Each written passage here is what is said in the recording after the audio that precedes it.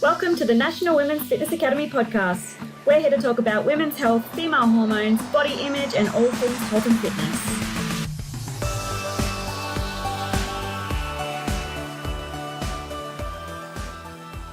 Hello, girls, and welcome back to another episode of the Women's Fitness Academy's podcast.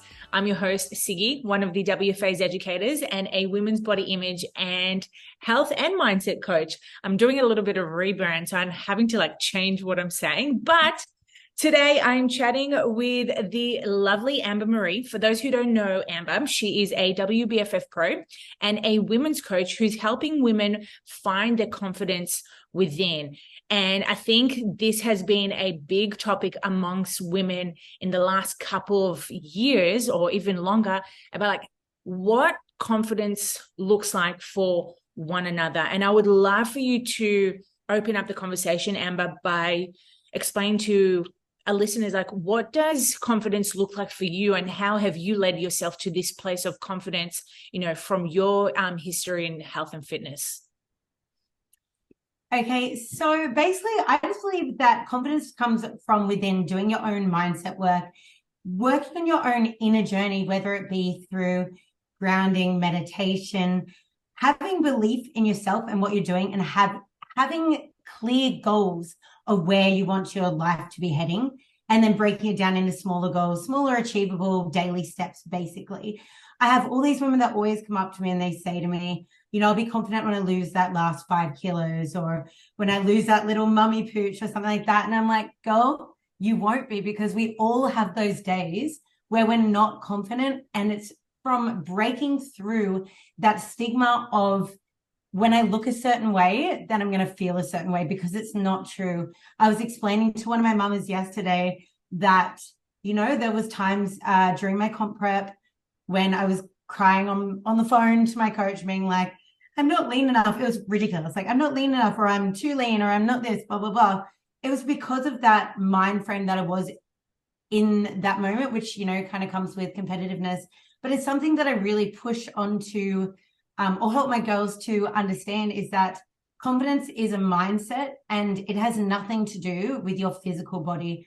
I've come from a really, really extensive history with eating disorders where I was, 45, 46 kilos, which is quite light for me. Even though I'm very small, I thought I was 5'2". Apparently I'm 5'1", which I was not happy to find out about. I'm still claiming 5'2". I don't care anymore. But yeah, so basically 5'2". And I basically just went through that stage. It would have been, 11 years ago, when it was the supermodel, tiny, skinny, no boobs, bum, tummy, etc. And I used to go for 10K walks with little ankle weights till I literally blistered and bled around my feet.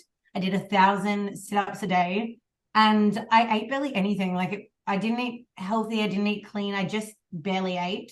And then I basically found out later on that I could eat what I wanted, as long as I basically purged it up and it wasn't in my system anymore. So I went down this journey for quite a while. I basically 2 years just ate no junk food, didn't do anything, didn't go out for dinners, anything that I couldn't control. And it became this obsessive control type thing. I think you'll find a lot of people with eating disorders are generally people with control issues. They're trying to control a part of their life, basically.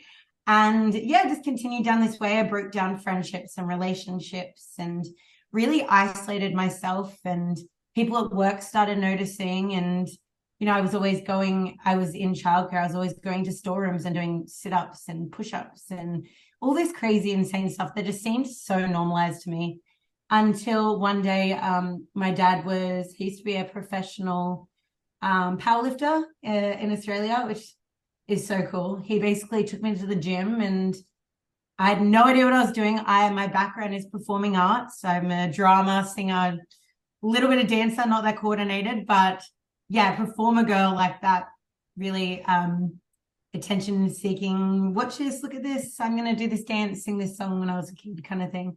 And he took me into the gym, and I tried to train and nearly passed out and was so embarrassed, and then kept going, kept trying, kept nearly passing out. I'd wear all black hats so no one could see who I was. And then I just got to this point where I started figuring out that if I didn't start eating, I was just going to pass out every single time I stepped in the gym and be so embarrassed. And I was like 18, 19, and like, that is not something you want to see. And then, I don't know, I was really, really lucky and started making all those beginner gains of when someone first like gets in the gym, and I started growing a little booty, and I guess the times changed of what started becoming, I guess, popular around me, and people started getting into fitness, and they started, I don't know, muscles became sexy again. And I kind of developed that confidence around the idea that all these girls around me had started, you know, lifting and started wanting to feel strong and not being skinny and, you know, not eating anymore. And I started looking around the gym and seeing these other women. We'd all kind of give each other a little nod because it was so still male dominated. And we'd kind of like nod to each other like, hey, what you doing? And, you know, you'd start talking to them a bit, and I'd get a bit more confidence, and I'd look around and see that the guys didn't know really what they were doing either. And I don't know, I just started researching my own journey and finding the confidence in knowledge as well, which is actually how I found you guys. Is I just kept wanting to grow and learn more about training and nutrition and all that kind of stuff, because knowledge is power. And I say this to a lot of my girls as well, as we do educational seminars, that if you're not confident, there's a reason why you're not confident. Do you not know what you're doing? Do you not know what you're eating? Like, what's happening in your mindset that's stopping you from being confident? Because there are so many times where I'm not confident in what I'm doing until I understand more about it. And then slowly that confidence develops, right? I guess even when you started podcasting, you might have been like, oh no, did I do that right? Did I say the right thing? Like, oh no, what part am I editing? And then suddenly now it's just like breathing for you. Just kind of, you jumped on, did your little like opening script, and I was like, oh, there you go. I remember I filmed a podcast once myself, and I was like, I did that intro thing probably like 30 times. I just saw you do it live once, and you're like, and this is what I'm doing today. Yeah. So I guess it's coming from a place of where I didn't have any knowledge, and I wanted to have all this power and obsession, and I wanted to have all this confidence, but I just had no idea what I was doing. So my biggest mission in this life right now is that I want to help educate women so they can go along their own journey. And it's something that I promoted to my girls, that, you know, when you're at that point where you're ready to go out on your own, you're a little duckling and you've evolved and you're ready to do your own thing, like, go do your own thing, like, go learn more about training and nutrition and supplementation, all that kind of stuff, and, you know, embark on your own journey. And if you need me, I'll always be here. And I have a bunch of girls that have been with me for like 4 or 5 years now for that support and that little bit of a push. But, you know, if I wasn't around tomorrow, I can confidently say that they would just thrive themselves, which is what I'm trying to do, is help this new generation of women, or even the generations of, you know, my generation and above me, to kind of understand what we're doing and promote this idea. It's not just about body image. And I feel a bit conflicted sometimes with my bodybuilding, because I love it and I'm driven to it, but, you know, holding that masculine energy of looking a certain way and performing a certain way, and then the femininity of, you know, you can be you and be who you want to be and look how you want to look and feel how you want to feel. So trying to find that balance is a bit of a challenging one sometimes, but once again, it comes to that knowledge of what energy I'm sitting in for what goal or movement that I'm currently doing. So I don't know, that's a big roundabout version of what I'm about, just someone who's trying to help other people so they don't see the struggles or feel the struggles that I once felt, or if they did, to understand that they're not alone and there is a way out. And you can go from that like skinny girl who had no muscles straight up and down to someone who's quite overweight and was still trying to purge and, you know, still didn't really have any understanding, to someone who, you know, has a little bit more understanding, is still currently learning. And, you know, that there's so much to learn. And as long as you keep going, you'll develop that confidence in what you do. And if not, fake it till you make it, because we all love a confident gal who's trying to be better at whatever she does. So, and I admire that. I admire that so much. And, you know, bringing that confidence back into the gym, as you mentioned, there were particular times where you just didn't know what you were doing and you kind of like winging it. And to be honest, when we take that image into the gym, most of the time most of us have started at the gym and we had no idea what we were doing, but we were still, as you mentioned, we were still kind of faking it till we make it, where now we're actually professionals in the industry helping women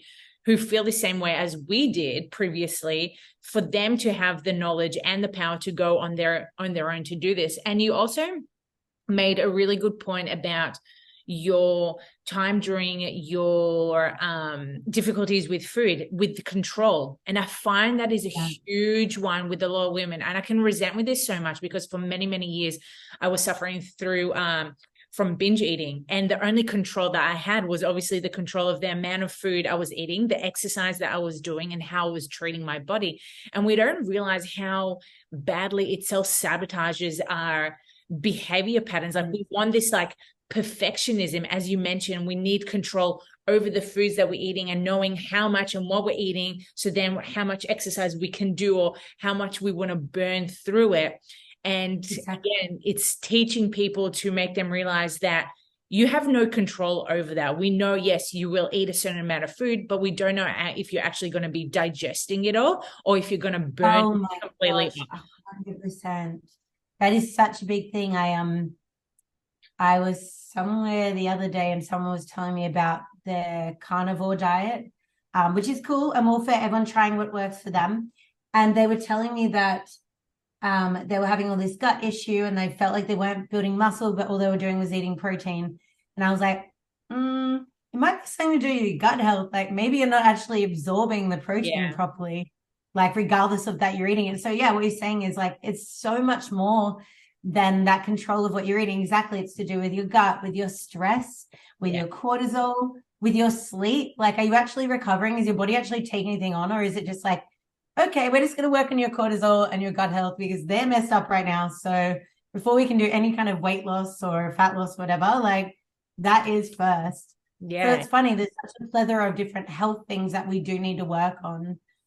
And that's when that knowledge comes into it again, like learning more about your body and what you're actually doing. And 100%. And, you know, as you mentioned with the confidence, I love the fact that you were inspired by your dad to go to the gym, because many of us, like I know for myself, I didn't grow up in a household where it was heavily focused on well-being and health. Like, yes, I did many sports when I was a kid and during like high school, but I was never encouraged to eat healthier foods in, you know, quotations, or go to the gym to train because, you know, I want to get strong. It was literally me mimicking my mom going on a stepper because she was wanting to lose weight. She was wanting a flat stomach. So it was always very like body focused, not health wise. So then oh my gosh. So then I remember like taking myself to the gym one day and just noticing what people were doing. And I was just like, wow, like I don't need to just run on the treadmill for 2 hours straight just to burn, you know, the bloody burger that I ate the night before. Like I could be doing something different. And that's like how it all started. Yeah, exactly. No, yeah, exactly. The blisters on my feet from walking K's after K. I'm not a cardio girl. Like I have severe asthma. I don't have the best immune system. I'm not a cardio girl. Like I'll go for a walk on the beach with my puppy. That's my kind of like daily cardiovascular movement, which is super important as well. But yeah, I'm a weights girl, lift it up, put it down. Like if I could just do 4 to 6 reps for everything, I'd love that to push myself to do the extra. But yeah, it's definitely very true what you're saying. Is the same thing. I wasn't brought up in this kind of like health focus. It was definitely more of like a body image focus, which I think we all were, especially the way that, you know, our mothers were raised as well. It was even our fathers or other family members, like the mothers were kind of pushed to look a certain way and, you know, to do the womanly things, and the men were just kind of there to appreciate the way we looked, not really what we did or thought, apart from things that affected them, I guess. So I was just very lucky to be raised by a man who, you know, doesn't really think that way and was comfortable to bring his daughter into a weights room. Yes, I pretty much just learned a lot of chest and quad exercises for the first year until I educated myself. I got a pretty strong bench out of it, so that was good. I've got killer quads as well, but definitely definitely good that I got in there and gained some knowledge as well. But yeah, I did my PT course. I wasn't actually meant to be a PT. It was so random. I did it because I just wanted the knowledge of what I was doing. That's why I first did a PT course. I was in childcare for like 9 years. Oh, And wow. then I was like, I'm going to run children's fitness programs. I met this crazy, amazing lady who came in and did like fitness programs with the kids. And I was like, that's what I want to do. She seems so crazy and so fun. And I'm a very hyperactive person. I'd be like running around with the kids, making animal noises and stuff. And then I was working at a sup store and I met all the managers, all the different gyms, and they're like, no, you are so meant to be a PT. Like you don't understand. Like you so are meant to do it. Like, come try my gym, try my gym. And then I don't know, I did a few weeks, got pretty booked out within a few weeks. And then I was like, wow, I can get paid to help people be confident in the gym. This is a job. Are you joking?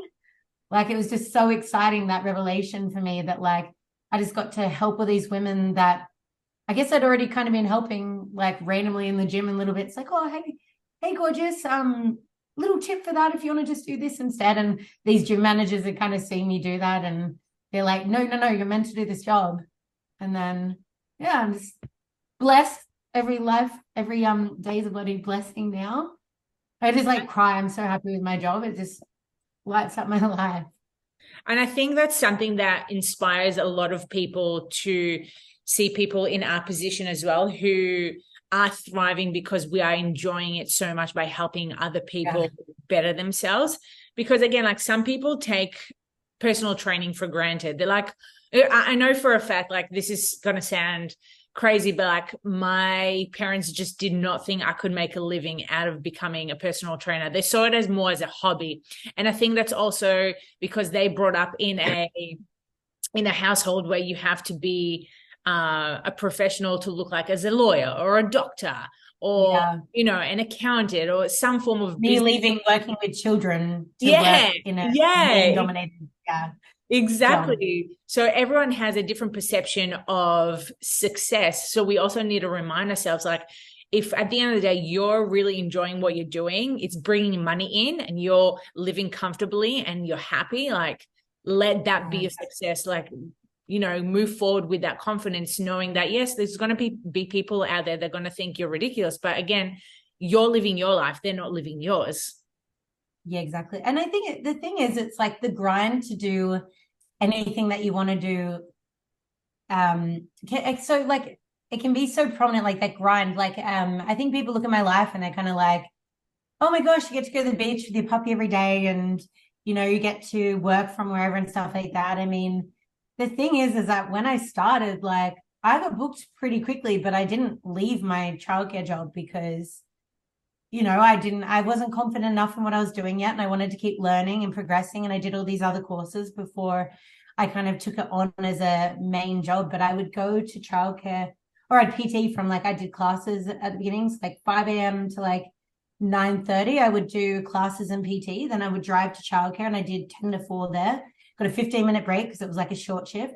And then I'd drive back, come to the gym from like 4:30 to whatever time I finished, anywhere from 7:30 to 9:30. And I did that for months, ran myself down. It was crazy.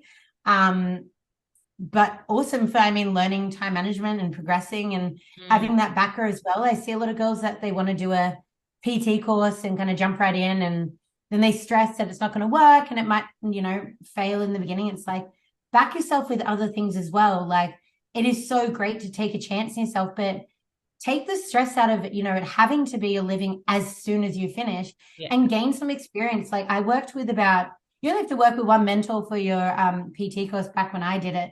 I worked for free with about 5 mentors for months, and way after the hours, I was like, can I just keep shadowing you, please? Like, I just wanted to learn more. And then I kept progressing, to other courses and other knowledge.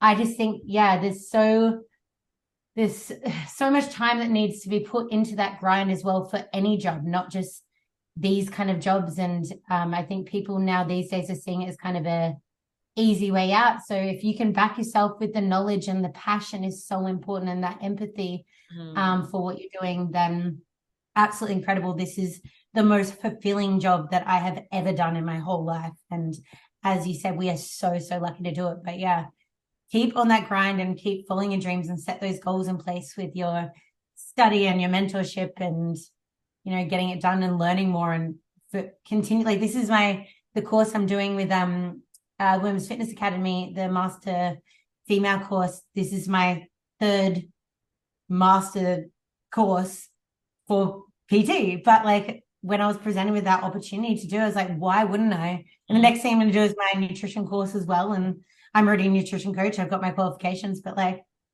why wouldn't you keep learning if you can? And the way you guys do it is so different to everything else as well. Yeah. I've never learned about hormones and periods and ovulation and feminine and masculine energy and in a PT course, like absolutely mind-blowing. Yeah.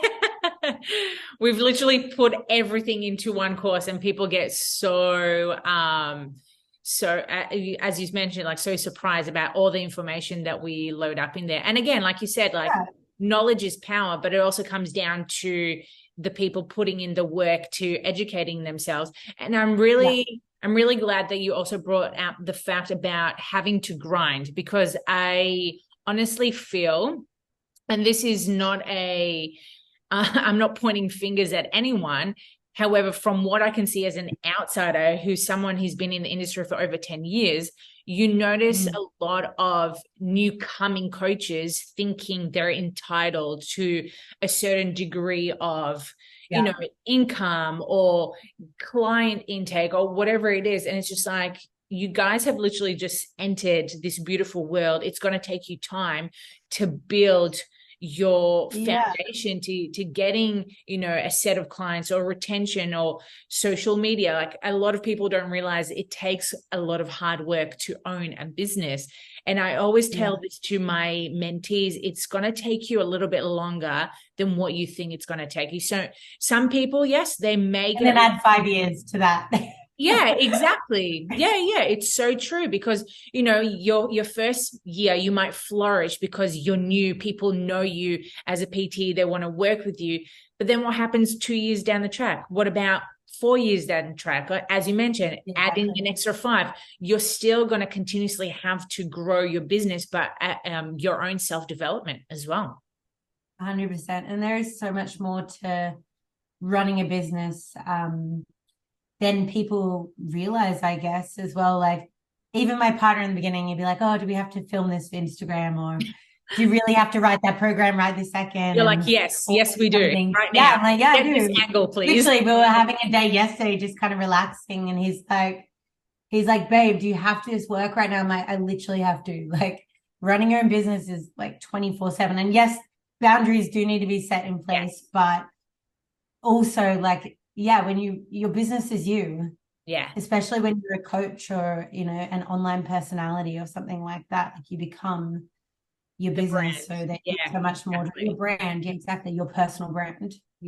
And as you mentioned, like, yes, we do set boundaries and we have to be more diligent around that because as you said, like you burnt yourself out completely when you were still doing the childcare and the PT, but we learned from that. And then we realized, okay, like where can I set better boundaries? Where can I start saying no to people? Where can I start saying yes more to myself? And that way you build momentum, further that way, even though it's very scary because a lot of people who do set boundaries still, like, like I have to be honest, but like sometimes when I set certain boundaries around my business, I have those limiting beliefs going, oh, if I'm going to say no to them, does that mean I'm not going to get new clients? Or am I, literally. Like you have all these thoughts coming up going, fearing that your business is going to go down, but then you do it and then you prove yourself nothing has changed. So you can set more. I think because we went from the idea of like women don't belong in this industry as much to, okay, women belong, let's hustle. We have to do everything, like do more than everyone. And then I think it harbored a lot of burnout in the last few years, especially with whatever else went on in the world. Yeah. And I think finally it all kind of came crashing down and we were like, hold on, hustle culture's dead. Like you can grind for it, but not for your everything. Not until you kind of just like laying there gasping for your own motivation to get stuff done because you're just so focused on everything else as well. So I guess it is finding that balance. And a lot of coaches that, as you said, have been in the industry for, 10 years or so. We were kind of like, we're kind of the outcasts in this male dominant world. And we're like, okay, well, we have to hustle twice as hard to prove ourselves. And then, yeah, you get really caught up in the hustle. So it's finding a nice balance, I guess, of that masculine hustle kind of energy and that feminine kind of flowy, learning more about what's going on kind of energy as well. 100%. Something that I'll forever struggle with. Yeah. Let's talk a little bit about that feminine masculine energy, because you brought that up with you doing bodybuilding. And I feel as if this would be a really good topic for our listeners, because as you said, you know, you're a big advocate for helping women thrive in their confidence, whatever area in their life it is. But you also said that you felt a little bit of, you felt as if you were contradicting yourself, because you're a professional in the bodybuilding industry where it's literally just all fucking physical, but then the outside of your life has nothing to do with it. So I really want us to chat about it, because again, a lot of women, okay, obviously as a woman, we all want to fucking look good, whatever that looks like to a woman. But I want to understand your balance. And, you know, people throw this word everywhere going, I have to live a balanced life. And the thing is, balance looks so different to everyone else. So I want to understand your perception of what balance looks like for you during you being a competitor, but also as a woman thriving in her personal life as well. It's honestly very tricky with what I teach to what I do in and that's the competitive world. I would say you definitely sit in masculine energy a lot as a competitor. So I kind of see it as different personalities. I sit in Amber, the coach of femininity and mindset, and then I see Amber as a competitor in this masculine world of like, I'm kind of like I call myself like a gym bro, and I'm going for that last rep, and I want to see what I can do and see what I can push it to. I think it's like finding that balance for me is finding the times of, you know, this is when I'm building muscle and I'm tracking and I'm having to get these steps done and I'm pushing and I'm seeing what levels I can push myself to. And then these levels of right now, I'm sitting very in my feminine energy. I'm not really tracking at the moment. I'm not doing any cardio. I'm moving my body in ways that feels good and finding that balance throughout the year. So I guess my goals and my masculine feminine energy kind of flow in the year depending on my competitive phases as well. But then in my business, it's kind of, I sit in the Amber feminine role, and I also have I have a few male clients as well. So then I sit in that more masculine energy with them. Yeah. I think depending on what kind of coach you are, you have to be kind of fluid in those types of things. And it's so important to find out the goal setting and stuff that can be done around your feminine and masculine. And I guess how I'm feeling each and every day will dictate how I am as a coach and a person as well, where I'm at my cycle and where my energy levels are and stuff like that. So doing stuff like, I'm a very masculine female. I have a lot of male friends. I'm very close with my dad. We live together. I talk like a gym bro to all of them. So I guess I'm putting in those routines like the grounding and breath work and meditation into my life to try and infuse that feminine energy. And I'll do that kind of stuff right before I coach my females. And then I'll go off and do my little mask stuff. And then I'll kind of come back and reset those processes ready for my night of coaching as well. But yeah, balance for me pretty much looks like that. It's, you know, I'm no longer restricting. I still eat pizza during comp reps, and I still eat, and I'll still go out once a week for dinner with my partner, and I'll eat bacon and eggs for breakfast and halloumi, and I'll eat chicken and rice diet for lunch because I actually enjoy that. I think the balance for me is making sure I'm still infusing my life with all my favorite things, regardless of whether I'm competing or not, and helping other women to understand that regardless of what people say, you can literally eat pizza every week and you can eat spaghetti bolognese and all these carb heavy meals and stuff like that. And, you know, still look the way you want and achieve what you want. And that if your body type isn't set to look a certain way, then that's okay. Let's find the confidence in, you know, how your body looks and how we can appreciate that body as well. yeah, I don't know. Infusing feminine routines into my masculine lifestyles is Oh, how I I would say love it. that. I love that. Yeah. Infusing feminine energy, like routines into your lifestyle. Yeah. And you made such a good point also saying that you're adding more of the things that you enjoy doing. And again, that looks completely different to everyone else. There's no 100%. set rule that you have to journal or you have to ground yourself. It's just like whatever sparks that light in your life, wherever gives you that joy, just fucking do Yeah, it. You know, exactly. it's so easy for us to find the newest book about how to embrace your feminine energy or listen to the best podcast. Okay, like people listening to us right now. But Yeah. you could be taking everything with a grain of salt. Like, let's say if you enjoy dancing, it's just like, take on dancing. Like, why wouldn't you do more dancing if that makes you feel good? Or if you prefer doing powerlifting, yes, it's in the masculine energy, but if you enjoy doing it, do it. And does that make you feel empowered and strong and freaking sexy? Then cool. Like, yeah, I think people try and put us in a box. And I think all these people are preaching balance because they don't know how to explain it in another way, to say that like, hello, I'm not in a box. I'm not this one person. I'm all these people. And I think sometimes putting the word balance on it helps people to understand that they can do different things. Whereas realistically, they're just kind of saying like, I'm not one person. Like, I'm not just Amber, the bodybuilder who, you know, has worked in a sup store or something like that. Yeah, I come from basically a country and jazz singer. I went to performing arts high school. Like, I'm the most random person.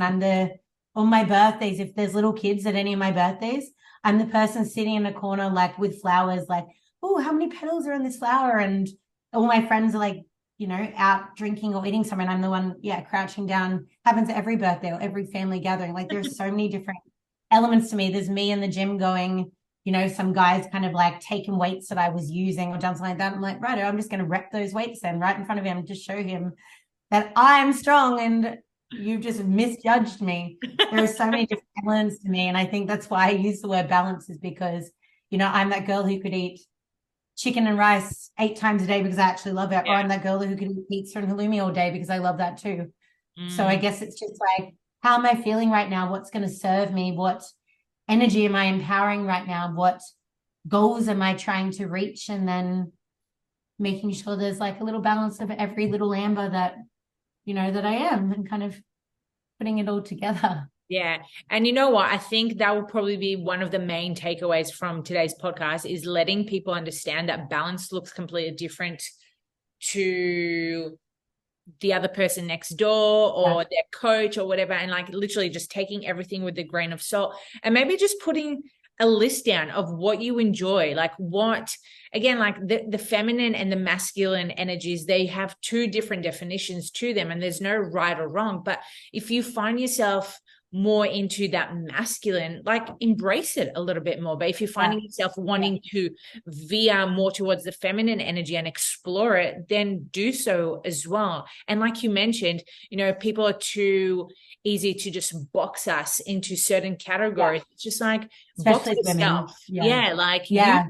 You choose what box you want to be fucking in. And if you want to be more in the masculine, awesome, do that. However, be mindful of where your energy is at. Like if you're noticing that you're burning yourself out completely, like, you know, what happened to you, Amber, with, you know, with the 2 jobs. Masculine energy there, Yeah, exactly. It's just like, okay, well, you know, going back to your list of the both energies and going, okay, where am I putting too much of my energy? How can I veer it towards the other one? And then finding that balance that way. It doesn't have to be a complete 50-50. It could literally be like a 70. Yeah, there's no point in forcing it. Like, sit in the energy that, you know, serves you, and then finding process from each one. As I said, like the masculine's very like goal driven, go, go, go. You might burn yourself out kind of vibe. The feminine can be very much like self-care, relaxing, taking care of your mental health, of your gut health, of your sleep. And sometimes too much of that as well can be, you know, a little damaging for someone who owns a business, because sometimes they do have to get that mentality of like, it's time to get shit done. I've had that conversation with coaches before where they're like, okay, I really enjoyed this time in my feminine energy and getting back to me and what I want to be doing, and kind of rebranding how I'm feeling and what I'm teaching. But now I need to get back a bit more into my boss bitch energy. And I'm like, I vibe that so hard, because that's where the balance is for me, is that like, okay, I need to take care of yourself, take a step back, maybe have a bubble bath. And then I'm like, okay, now what needs to be done. Like, let's write those lists. Let's get it done. Let's start ticking off those goals one by one. Love that. Love that. Amber, thank you so much for joining me today. I swear, I think a lot of our listeners are going to have a better understanding, but also just a little bit of a relief about not having to perform a certain way because people are telling them to do so by literally just like following what they're wanting to do more of. Yeah, exactly. If you want to eat pizza, lift heavy, lay on the ground for a while and just kind of chill, like, do you, boo, whatever makes you happy and makes you thrive in whatever area of your life you're trying to thrive in, then cool. 100%, 100%. Well, girls, if you enjoyed today's podcast, please make sure that you screenshot it, tag us at the Women's Fitness Academy, tag myself, tag Amber. And for those who want to follow up with Amber, or for those who are wanting to work with Amber as well, I will place her details in the showcase notes. So make sure that you hit her up in her DMs. But other than that, I hope you're all taking a list about what you're wanting to do more of, and then just fucking go for it. Yes, and knowledge is power. You want to be confident? Educate yourself, women.